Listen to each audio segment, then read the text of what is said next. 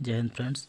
आज मैं बताने वाला हूँ त्रिकोणमिति में जो सर्वसमीका यूज होती हैं। Sine square theta plus cos square theta equal to 1 plus cot square theta equal to cosec square theta 1 plus tan square theta equal to sec square theta. सबसे पहले समकोण त्रिभुज ABC हमें लेना है, ABC।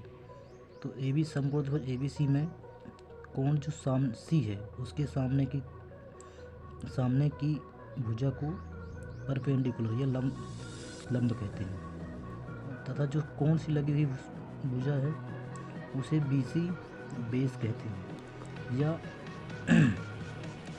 या समकोण के त्रिभुज के सामने की भुजा को हाइपोटेनस या कर्ण कहते हैं। इसको हम सिद्ध करने के सबसे पहले हमें सिद्ध करने के लिए sine square theta plus cos square theta equal to 1 के लिए हम समकोण त्रिभुज ABC लेते हैं। समकोण त्रिभुज ABC में इन राइट एंगल ABC में पाइथागोरस थ्योरम फ्रॉम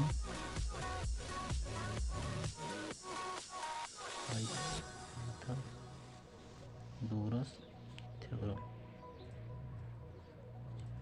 समकोण त्रिभुज ABC में पाइथागोरस प्रमेय से। पाइथागोरस प्रमेय क्या कहती है? पाइथागोरस प्रमेय में आधार का स्क्वायर, लंब का स्क्वायर, कर्ण का स्क्वायर, या आधार का स्क्वायर, BC का स्क्वायर, लंब का स्क्वायर, AB का स्क्वायर, कर्ण का स्क्वायर, BC स्क्वायर, या AB square, BC square, BC square. समीकरण एक दे देते हैं। सबसे पहले सिद्ध करने के लिए हम समीकरण एक लेते हैं फ्रॉम इक्वेशन 1।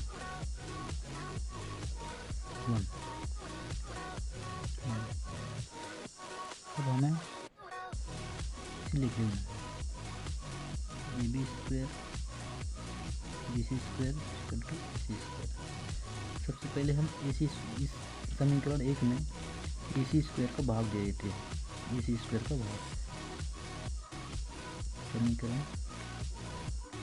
एक में AC स्क्वायर का भाग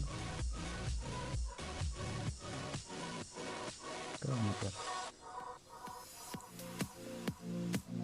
AB square BC square AC square का भाग कराने पर लग जाएगा दोस्तों। इसी हम लिख सकते हैं AB अपॉन AC का स्क्वायर। इसमें स्क्वायर लगा, इसमें भी स्क्वायर लगा है, तो AB अपॉन AC का स्क्वायर लिख सकते हैं, प्लस BC अपॉन AC और इसको लिख सकते हैं 1। दोस्तों AB अपॉन AC को हम साइन थीटा लिख सकते हैं। तो AB स्क्वायर लगा है तो हम यहाँ पे स्क्वायर लगा देंगे साइन स्क्वायर थीटा। तो BC अपॉन AC कॉस लिख सकते हैं, और ऊपर स्क्वायर लगाते हैं यहाँ स्क्वायर लग जाएगा। ये सरल समीकरण सिद्ध हो जाता है।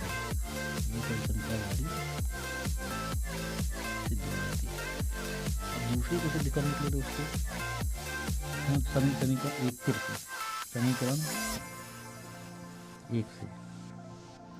समीकरण एक को ले लेना है दोस्तों। AB के स्क्वायर प्लस BC स्क्वायर और AC स्क्वायर। अब हमें समीकरण एक में AB का भाग समीकरण करवा देना है। AB का भाग कराने पर समीकरण एक में AB स्क्वायर का भाग कराने पर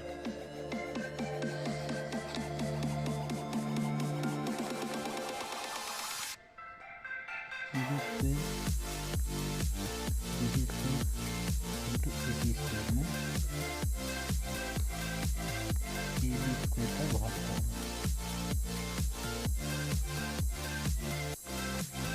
क्या होगा दोस्तों, ए बी से ए बी स्क्वायर कर देंगे, यहाँ पर वन आ जाएगा plus B C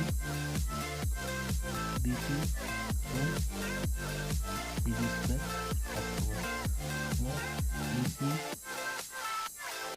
upon A B square प्राप्त होगा। वन प्लस बी सी दोस्तों, B C upon A B upon A B को हम कॉट थीटा लिख सकते हैं। कॉट स्क्वायर लगा है तो इसमें भी स्क्वायर लगा दें, equal to A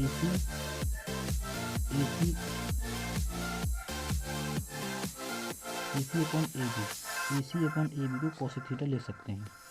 A C upon A B को कोसेक स्क्वायर थीटा ले सकते हैं दोस्तों। इससे ये सर्वसंख्या सिद्ध हो जाती है। One plus cot square cosec square theta होता है। यहाँ पर दोस्तों P C square upon A B square को B C upon A B ऐसा लिख सकते हैं तथा B C upon A B को कॉट थीटा ऐसा लिखकर कॉट स्क्वायर थीटा लिखा है।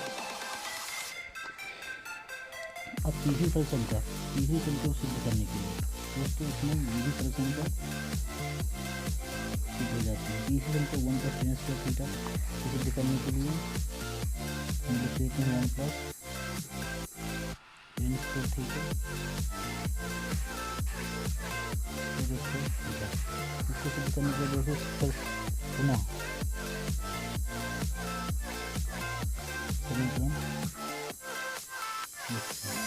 समीकरण एक दोस्तों लिख लेते हैं A B square B C square into A C square. दोस्तों समीकरण में पुनः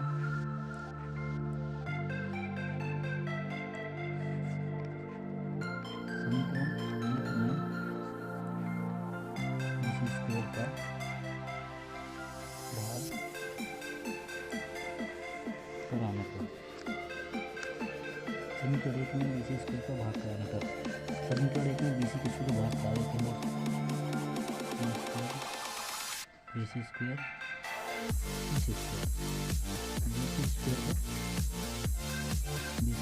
भाग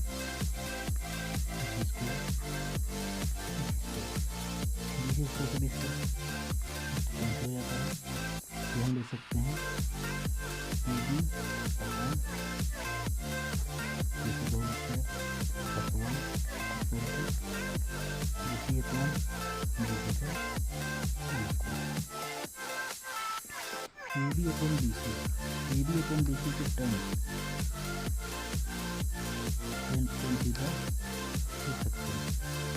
B C upon B C A C upon B C के स्टेप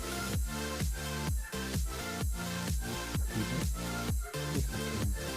दोस्तों इसके होता है टर्म स्क्वायर थीटा लिख सकते हैं, वन ले सकते हैं, स्क्वायर इस प्रकार ये तीनों सर्वसंख्याएं सिद्ध हो जाती हैं और सबसे आसान तरीके से। इस प्रकार दोस्तों ये सारी संख्याएं सिद्ध हो जाती हैं। जय हिंद।